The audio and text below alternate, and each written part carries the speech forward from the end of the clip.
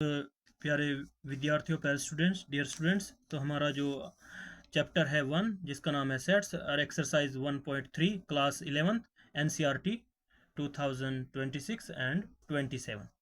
तो given the हमारे पास इसका क्वेश्चन नंबर 8 है, इसका लास्ट क्वेश्चन है। इसके बाद ये हमारी एक्सरसाइज फिनिश हो जाएगी। हम इसके बाद नेक्स्ट चैप्टर, नेक्स्ट प्रश्नावली या नेक्स्ट एक्सरसाइज करेंगे।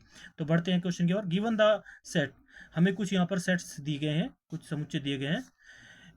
ए is equal to 1 3 5, B is equal to, यानी सेट ए में है हमारे पास एलिमेंट 1 3 5 और बी सेट में दिया है इक्वल 2 4 6 एंड सी सेट्स में दिया है यहाँ पर इज इक्वल टू 0 2 4 6 8 एलिमेंट दिए हुए हैं। विच ऑफ द फॉलोइंग में बी कंसिडर्ड, कौन से निम्नलिखित में, यानी जो हमारे पास निम्न दिए हैं, are as universal sets for all the three sets A B and सी।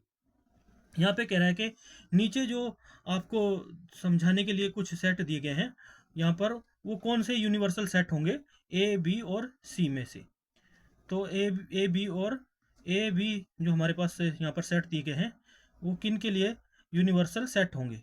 तो हमें ये समझना है कि कौन से हमारे पास यहाँ पर कुछ, यहाँ पर क्वेश्चन बना के दे दिया है। फर्स्ट क्वेश्चन दे रखा है यहाँ पर 8 का सेकंड क्वेश्चन इस प्रकार से दे रखा है और थर्ड क्वेश्चन इस प्रकार से दे रखा है और इन अंकों को यहाँ पर दिया हुआ है। तो और ये फोर्थ क्वेश्चन दे रखा है। तो सबसे पहले मैं आपको एक बात बता देता हूँ, universal set A B C उन्हीं एलिमेंट्स के सेट होंगे जिनमें ये सब के सब एलिमेंट होंगे। ए वाले भी होंगे, बी वाले भी होंगे, सी वाले भी होंगे, और जिसमें एक भी एलिमेंट नहीं होगा वो यूनिवर्सल सेट नहीं होगा। तो यहाँ पर फर्स्ट क्वेश्चन में कुछ एलिमेंट दिए हैं, हम सोल्व कर लेते हैं फर्स्ट 8 क्वेश्चन का फर्स्ट पार्ट, जिसमें यहाँ पर हमारे पास कुछ एलिमेंट दिए हुए हैं 0 1 2 3 4 5 6। अब इनका मिलान कर लेते हैं, इनको मैच कर लेते हैं। यहाँ पे इनको सबसे पहले मैच करेंगे हम। तो मैच कर लेते हैं। सबसे पहले देखते हैं 0 है यहाँ पे, तो 0 हमारा सी में है। ओके, 1 है तो 1 हमारा यहाँ पर ए सेट में है। ओके, 1 भी है। 2 है हमारा, तो यहाँ पर हम देख सकते हैं सेट बी में 2 है। 3 है हमारा, तो हम यहाँ पर देख सकते हैं सेट ए में हमारा 3 भी है। 4 है, 4 हमारा सेट बी में है। 5 है, तो 5 हमारा सेट ए में है। और 6 है हमारा, 6 हमारा यहाँ पर 6 भी है, 6 भी है। तो यहाँ पर क्या समझ में आ रहा है?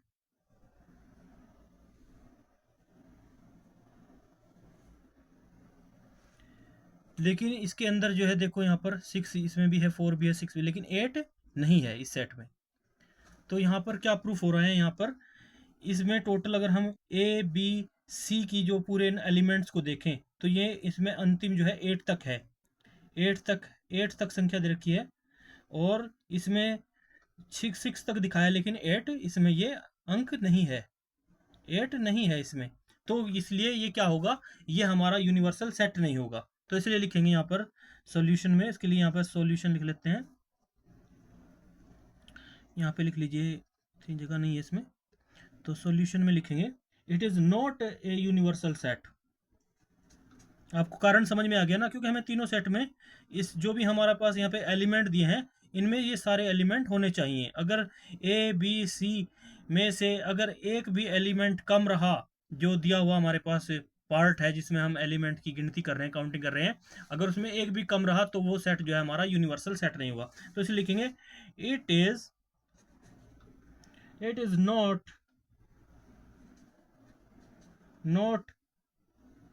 not a universal set.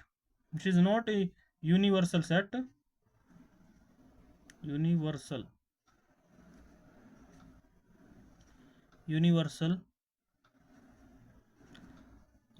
set.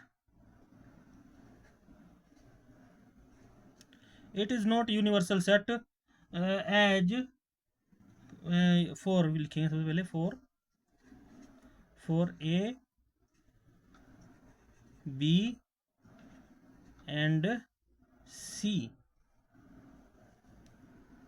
because यहाँ बिकॉज के लिए हम इस प्रकार से 3 डॉट वो साइडों से और एक 1 डॉट बिलो नीचे, तो इसको लिखेंगे 8 is not belongs to 8 belongs to C. यहाँ पर जो इसके हमारे पास ए बी एंड सी दे रखे हैं सेट्स, इसमें जो है सी पॉइंट में 8 बिलोंग करता है, belongs C. But but but 8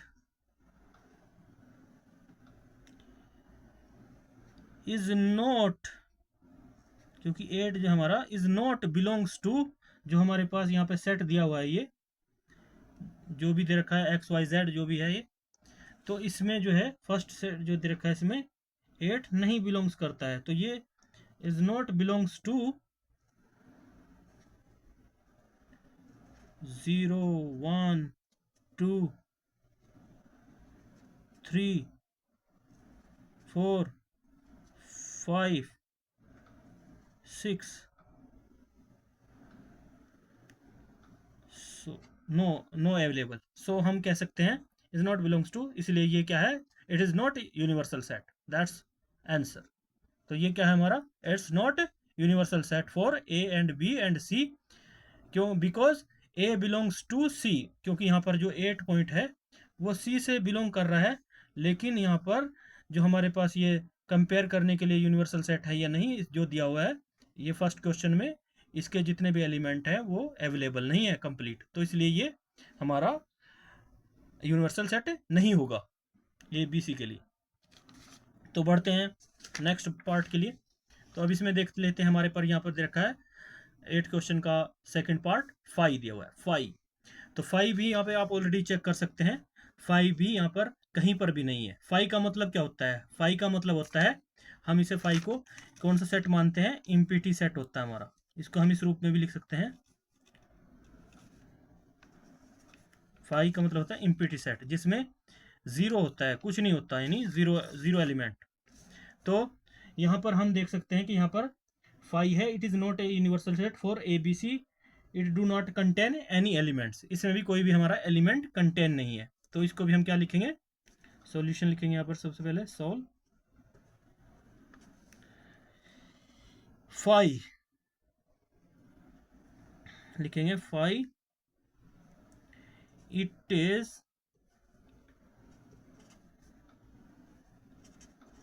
not a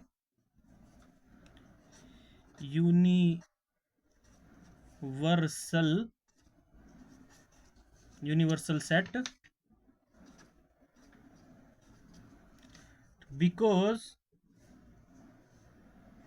because it do not contain any elements, as it को या एज भी लिख सकते हैं, जैसे कि इसमें कोई भी एलिमेंट कंटेन नहीं है, या बिकॉज इट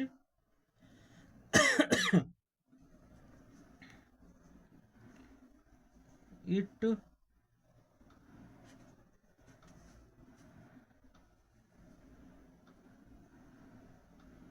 डू नॉट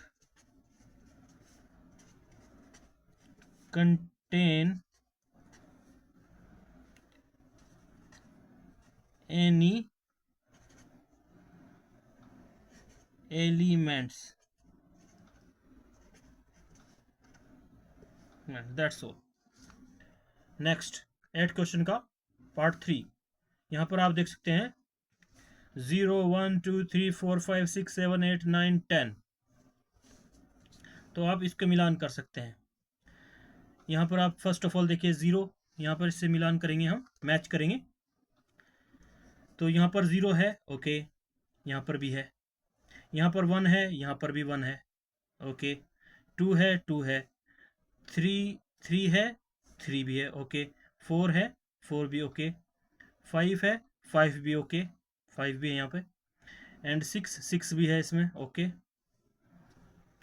6 भी है, okay, 7 6 7,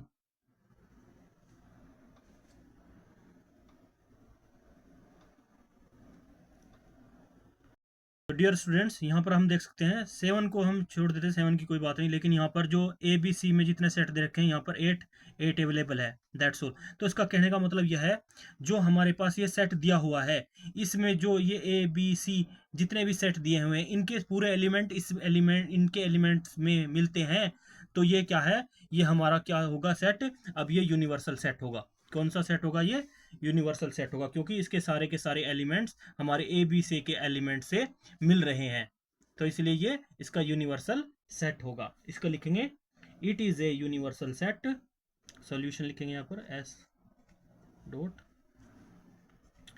it is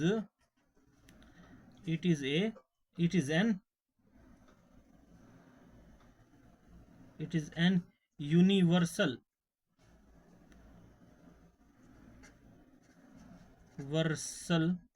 an universal set. Universal के लिए है ना, it is a university, universe, a use होता है, एन यूज नहीं होता, तो it is a universal set लिखेंगे। It is a universal set ही होता है, गलती से हमने लिख दिया, ए लिख देंगे आप, universal set.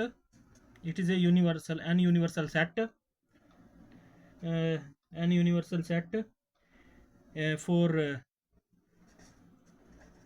for A, B and C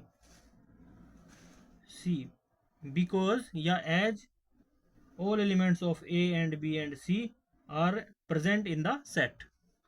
ये लिखेंगे आप कारण सहित, तो सेट है, तो बिकॉज को आप बी से लिख लीजिए, या आप इसको लिख दिए as all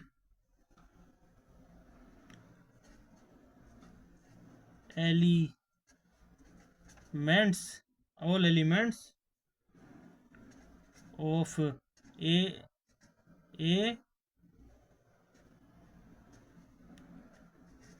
B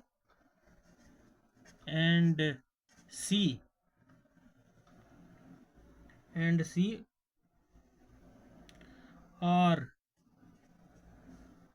are present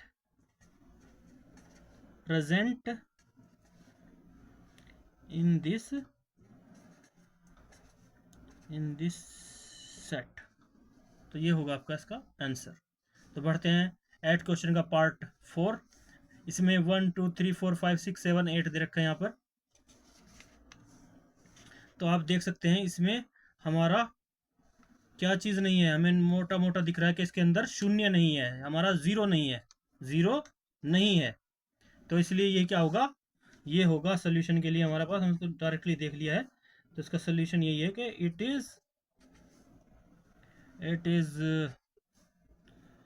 is not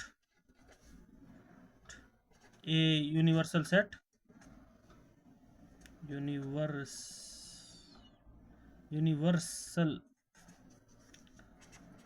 set